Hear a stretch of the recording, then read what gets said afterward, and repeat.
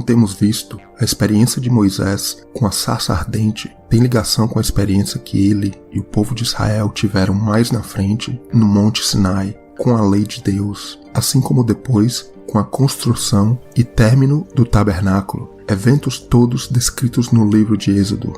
Neste espaço, vamos focar na experiência do povo de Israel no Monte Sinai e a experiência do tabernáculo, especialmente o momento onde o tabernáculo foi finalizado, onde vamos ver várias similaridades entre estes eventos, tais como a glória de Deus aparecendo junto com uma nuvem e o fogo e o significado profético para nossas vidas. Se prestarmos atenção nesses dois eventos, vamos também perceber que eles falam da volta de Jesus. No Monte Sinai, vemos o toque da buzina, ou melhor, literalmente, o som da trombeta, onde temos a ligação com alguns eventos como a própria festa das trombetas, o dia do jubileu, a queda e a tomada de Jericó na entrada do povo de Israel na terra prometida.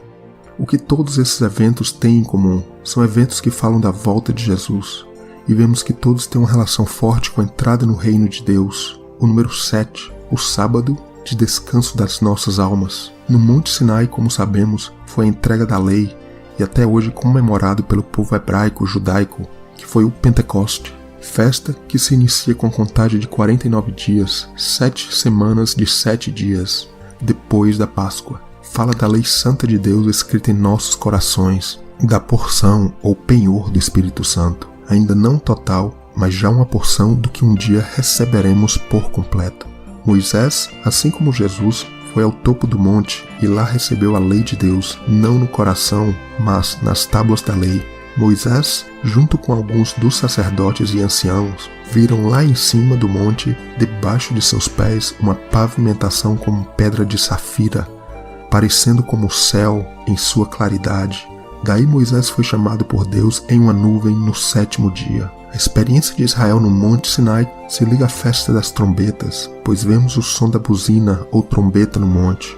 Também a ligação com a lei do sábado, pois vemos esta lei sendo dada a Moisés lá no topo do monte, e Moisés então chamado ao encontro com Deus no 7º dia em que a nuvem tinha aparecido sobre o monte. Lembrando que a festa das trombetas é comemorada no 7º mês, e como o nome indica, também fala das trombetas que antecipam a vinda de Cristo. A ligação do Monte Sinai com a comemoração do ano do jubileu, comemorado no mês 7 a cada 50 anos, ou seja, 7 semanas de anos, ou melhor, 40 anos, até que no ano 50 se tinha um ano do jubileu no mês 7, onde ao toque da trombeta a terra voltava para a mão de seus antigos donos, para aqueles que tinham vendido a sua propriedade por estar em dívida. O Sinai também está ligado à queda de Jericó, pois vemos também na derrubada dos muros de Jericó as trombetas sendo tocadas, e a ligação com o número 7, 7 dias, 7 sacerdotes, 7 trombetas e vários outros detalhes que foram utilizados por Deus para derrubar os muros daquela cidade. Todos estes eventos que citamos estão relacionados à libertação do nosso jugo. A festa das trombetas fala da ressurreição dos mortos. Ganharemos o novo corpo. O Espírito Santo de Deus tomará conta de nós, iniciando os eventos que culminarão com a manifestação dos filhos de Deus, a vinda de Cristo. O jubileu a mesma coisa, libertação da escravidão, a terra voltava aos seus donos. Para nós, vamos voltar à presença de Deus, nossa casa, a nossa terra é diante do Senhor, não neste mundo. Ganharemos o novo corpo, não mais feito do pó da terra, mas glorificado. A queda da cidade de Jericó por Josué fala do mesmo tema, entrada na terra prometida, libertação da escravidão. Veremos em outra oportunidade como a queda e a tomada de Jericó está relacionada à queda da Babilônia no livro de Apocalipse. Tudo isto se relaciona ao Monte Sinai, que é o Monte Horebe, que significa espada, e está ligado com a boca. O fio da espada, que literalmente no hebraico é boca da espada, onde Deus falou para todo o povo de Israel ouvir. É no Pentecoste que recebemos a porção, penhor do Espírito Santo, e vemos que ali no monte Moisés foi até mais além, realmente tendo uma experiência bem mais próxima com o Senhor, que prefigura o dia que teremos nossos corpos glorificados. Moisés viu o chão brilhando como pedra de safira. A palavra fala que se parecia com o céu em sua claridade. Moisés depois teve seu rosto brilhando, uma glória que se desfazia, mas que prefigura uma glória maior que ainda virá. Nos dias de Moisés, devido à infidelidade e falta de fé do povo, vemos que eles se rebelaram e criaram um ídolo para sua adoração. Moisés e os levitas fizeram justiça, onde 3.000 do povo de Israel morreram ao fio da espada. Então o fio da espada foi a arma usada ali naquele que tradicionalmente se chama o primeiro Pentecoste no Sinai. O fio da espada, Horebe, que é literalmente a boca da espada no hebraico. Já no Pentecoste relatado no livro de Atos, vemos 3.000 sendo salvos pelo Espírito de Deus que falou aos discípulos, e muitos ouviram aquela voz em suas próprias línguas. Se 3.000 pereceram pela espada no monte Horebe, Sinai, vemos 3.000 se convertendo à voz da espada de Deus que falou através dos discípulos. O que aconteceu ali no Sinai foi que o povo de Israel tinha prometido fazer e obedecer a tudo que o Senhor os tinha falado. Até que Moisés sobe novamente ao monte e eles se corrompem lá embaixo. Moisés desce e a tribo de Levi se oferece para fazer a vontade de Deus, trazer justiça naquele momento, e através da espada isto foi feito. Mas agora nos nossos dias a nossa arma não é mais carnal, não é literal, mas uma espada aguda e afiada de 2 gumes, que penetra até a divisão da alma e do espírito, das juntas e medulas, discernindo os pensamentos e intenções do coração. Então seu povo se rebelou e fez um ídolo com ouro, o brinco de suas orelhas. No Pentecoste em Atos, vemos o povo ouvindo a voz de Deus, como Deus assim espera. A voz de Deus que transcende e ultrapassa a barreira de línguas e nos adorna para sermos como o modelo do tabernáculo dado no Monte Sinai, sermos um com Cristo, sermos como Ele é.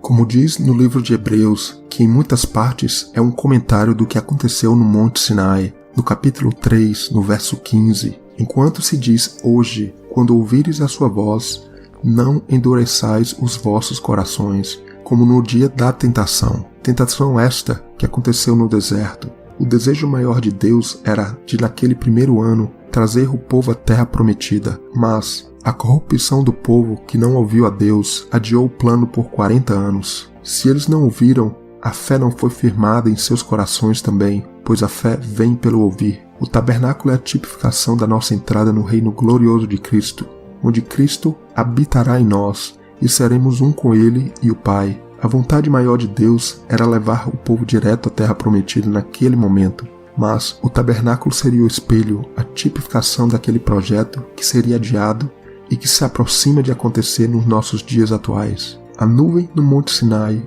o fogo consumidor, o que tudo isso se relaciona e tem a ver com a construção e inauguração do tabernáculo. A partir do capítulo 35 do livro de Êxodo, após Moisés ter descido da montanha e ter intercedido pelo povo que tinha se corrompido lá embaixo, vemos eles iniciando com o povo de Israel a construção do tabernáculo. No início do capítulo 35 de Êxodo, Moisés inicia falando sobre a lei do sábado, depois continua falando sobre a construção do tabernáculo, onde precisaria de ofertas de ouro, prata, cobre e muitas outras coisas. Vemos o contraste, onde agora não mais o povo iria ofertar o seu ouro para a construção daquele ídolo, daquele bezerro de ouro, mas para a construção do tabernáculo. A lei do sábado, no início, fala exatamente do sentido do tabernáculo para nossas vidas, o descanso, atingir o final desta construção que estamos fazendo, que é de termos as medidas de Cristo em nossas vidas, sermos como Ele é.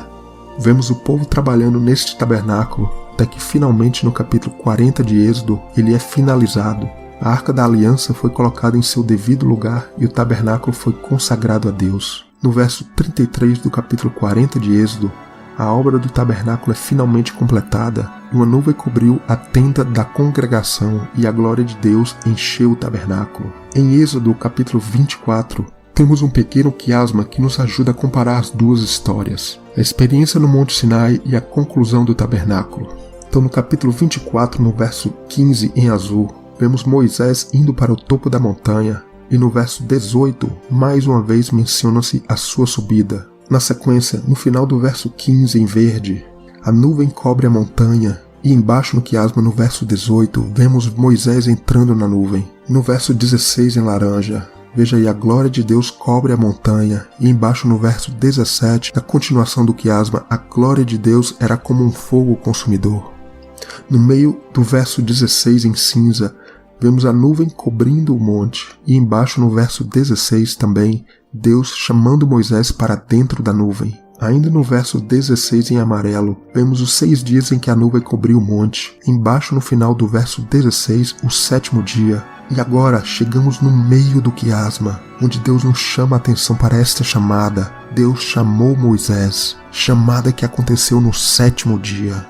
Então percebemos esta ligação do sábado com a chamada de Moisés. Deus está trabalhando em nossas vidas. O Pentecoste no Monte Sinai fala desta construção, chegando a um nível em que Ele, Deus, nos chama e nós, criaturas, ouvimos. A obra sendo criada, e assim como o Criador descansou no 7º dia, Ele espera este descanso das obras da carne sendo cumprido também em nossas vidas. Vamos agora à construção do tabernáculo. No capítulo 40 do livro de Êxodo, temos um quiasma de forma similar, este porém quando o tabernáculo foi finalizado. No verso 34 em azul, a nuvem cobre a tenda da congregação e lá embaixo no verso 36, a nuvem que direcionava o povo no deserto. No final do verso 34 em verde, a glória de Deus enche o tabernáculo e embaixo no final do verso 35 se menciona novamente que a glória de Deus encheu o tabernáculo. E no início do verso 35 temos o meio do quiasma.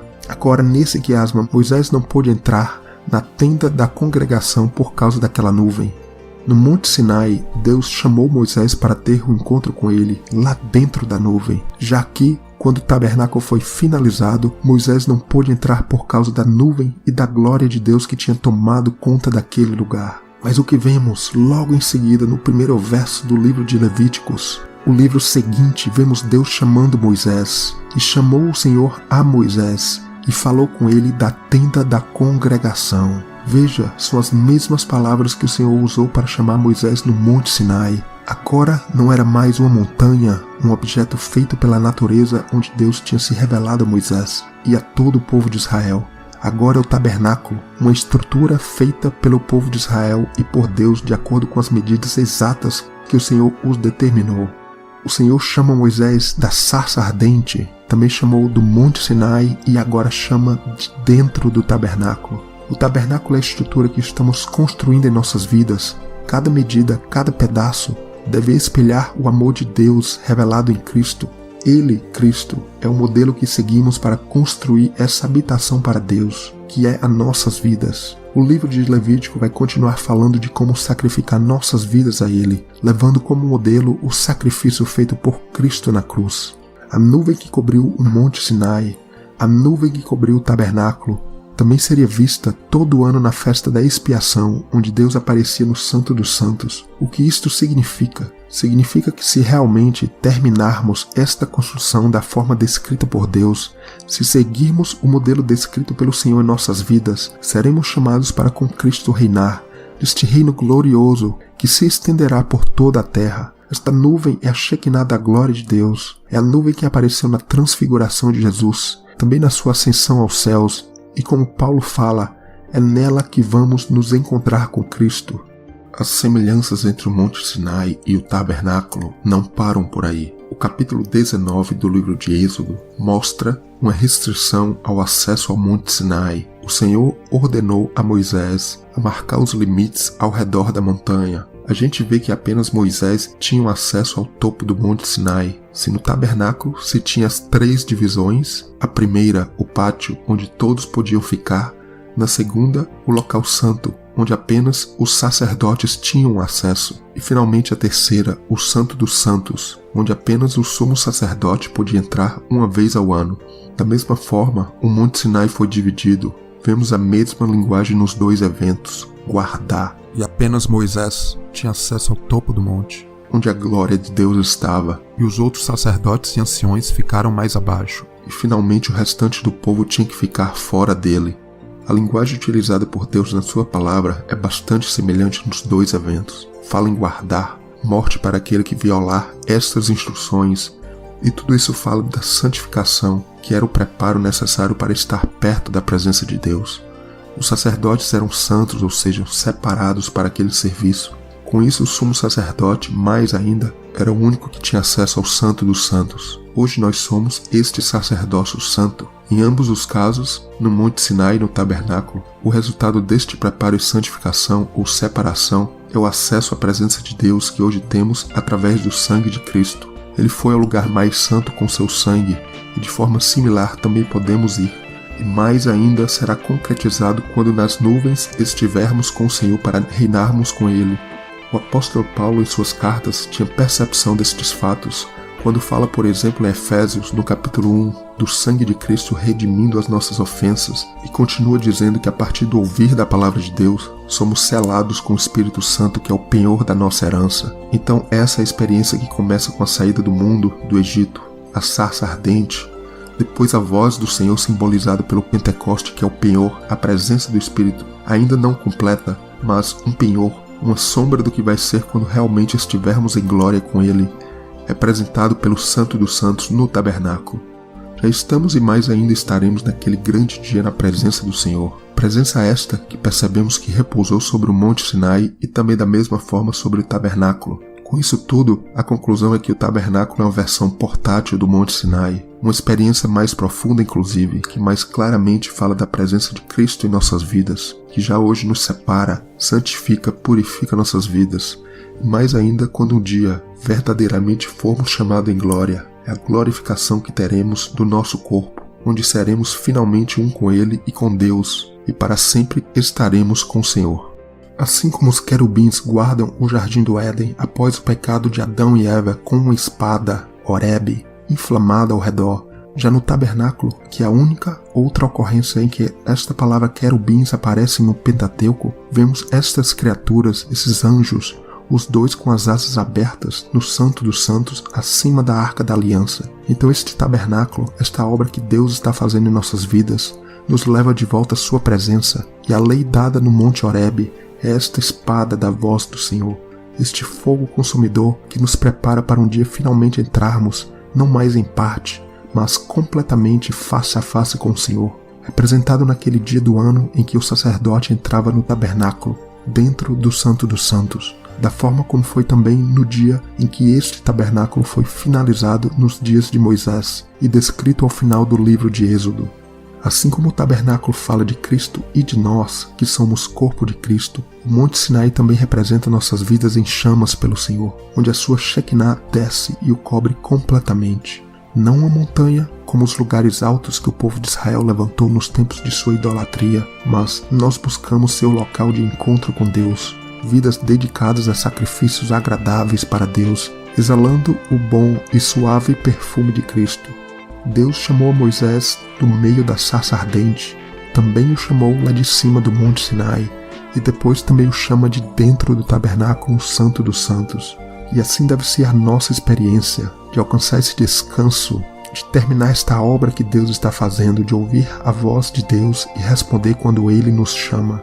Como Jesus falou à mulher samaritana, era chegada a hora, não mais seria nesta ou naquela montanha que o povo de Deus o iria adorar, mas já era chegada a hora onde devemos adorar o Senhor em espírito e em verdade, ou seja, nossas vidas cheias do fogo consumidor de Deus, que deve consumir tudo que não é do seu reino. E então poderemos ver a Shekinah e a glória de Deus habitando em nossas vidas e Deus nos chamando de dentro dela.